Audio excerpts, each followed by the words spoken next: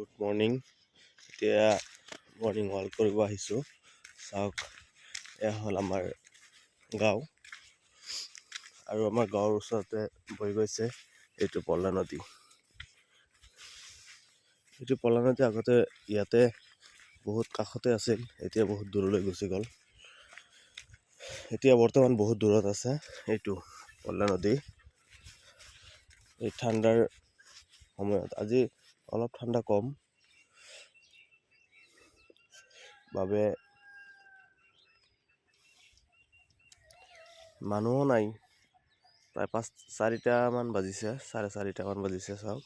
কিন্তু আজি ঠাণ্ডা কম বাবে, ঠাণ্ডা কম মানে কি, এতিয়া ৰাতিপুৱাৰ ভাগত ঠাণ্ডাৰ সময়ত মানুহে অলপ দেৰিকৈ টোপনিৰ পৰা উঠে। এইটোৱে আমাৰ গাঁও। মৰ্ণিং ৱাক কৰিব আহিলোঁ আৰু ময়ো অলপ দেৰিকৈ উঠোঁ, কিন্তু সদায় যিহেতু বহি থাকোঁ, বেংকৰ কামত বহি থাকিলে পেটটো অলপ ডাঙৰ হোৱা যেন লাগে। সেইকাৰণে ক'লোঁ এনেকৈ বহি থাকিলে বেমাৰ আজাৰ হোৱাৰ সম্ভাৱনা বেছি হ'ব। সেইকাৰণে আৰু এতিয়াৰ পৰা অলপ ডেইলি অলপ মৰ্ণিং ৱাক কৰিব লাগিব।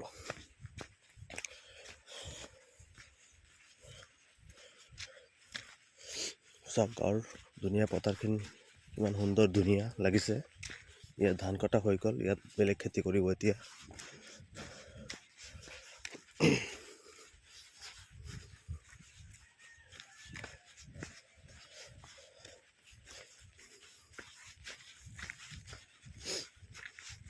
এইটো একচুৱেলি বিল আছিল, কিন্তু বৰ্তমান বিল নাই, পথাৰ হৈ গ'ল।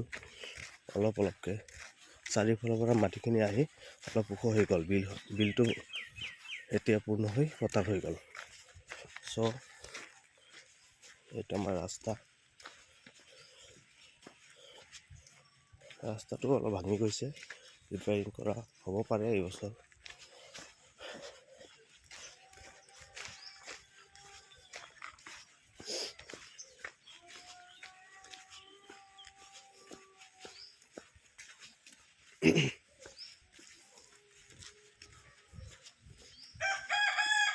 চাওক, এয়া হ'ল গাঁৱৰ প্ৰকৃতি সৌন্দৰ্য।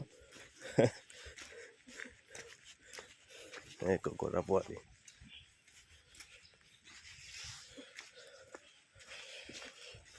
এয়াই আমাৰ গাঁও।